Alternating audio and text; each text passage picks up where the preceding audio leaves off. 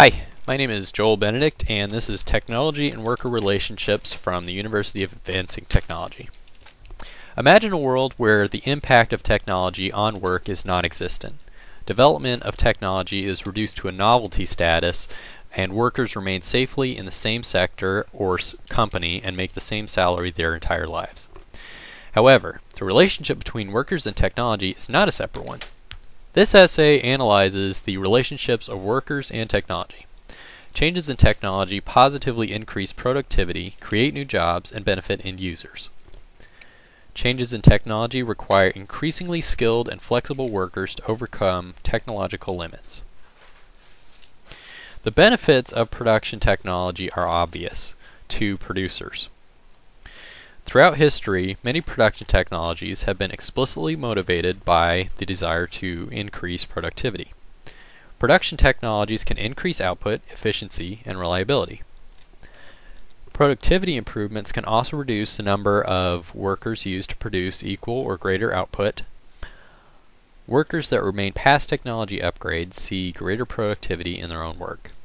In 1900, an hour's labor resulted in the equivalent of $1 worth of goods and services. 70 years later, that hour produced the equivalent of more than $6, even after adjusting for inflation. Increased productivity would thus benefit the producer, the consumer, and the remnant worker in that same industry. Technology changes unemployed tens of thousands of workers in old technology. Typesetters, locomotive engineers, and car manufacturers were outperformed by new technologies while factories realized increased production. Particular technologies and the accompanying jobs exist for a finite period. In fact, most occupations held today did not even exist 100 years ago. Jobs in old technologies are replaced by jobs in previously non-existent technologies. Modern appliances, virtually non-existent for 4 decades ago, have generated many new jobs in manufacturing, marketing, and servicing. So you go, well, what happened to the people that were in typesetting and locomotive engineering and car manufacture? Well, they went to the manufacturing, marketing, and servicing industries created by new technology. Unforeseen changes first appear to be threats to employment, later become support for new jobs. Technology change does eliminate specific jobs, but it does not eliminate work itself. While some occupations are rendered redundant by new products and processes, others are being created. The consistent abundance of newly created products and processes replaces the consistent redundancy of old occupations. Far from being the product of technological advance, unemployment is much more likely to occur during periods of technological stagnation. The cycle of new jobs to replace old jobs caused by technological advance is interrupted when technological stagnation ceases to create new areas of employment.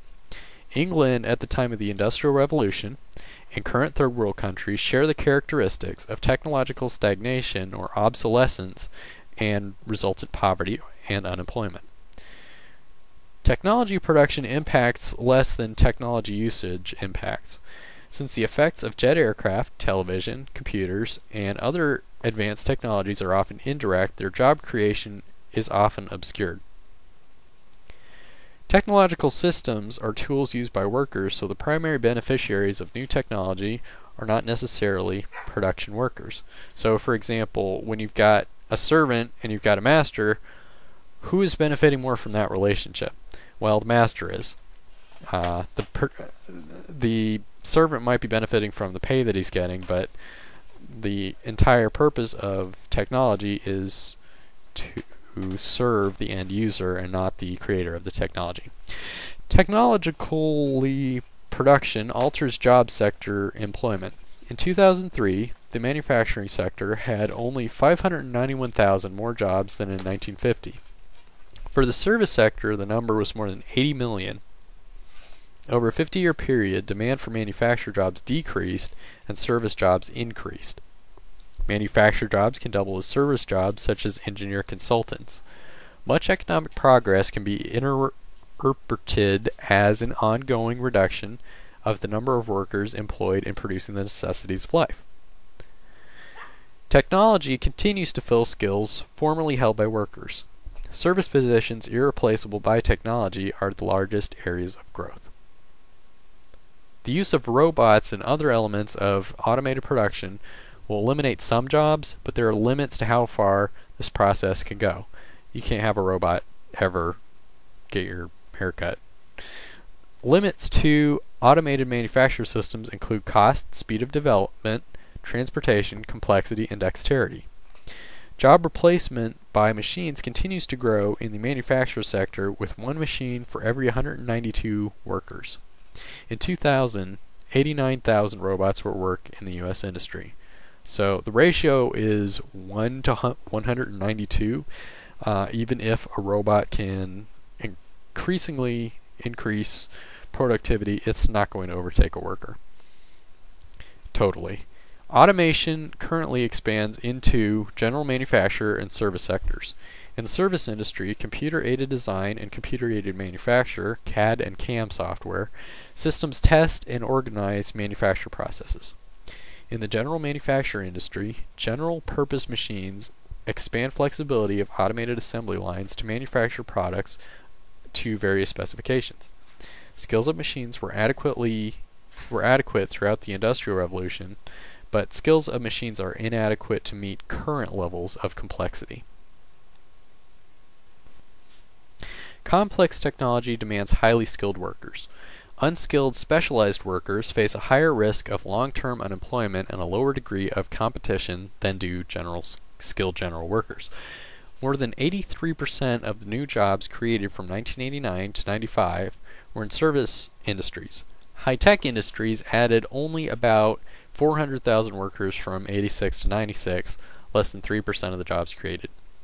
Service sector jobs are more plentiful, are less competitive, and require less skills than those in high-tech manufacture and service sectors.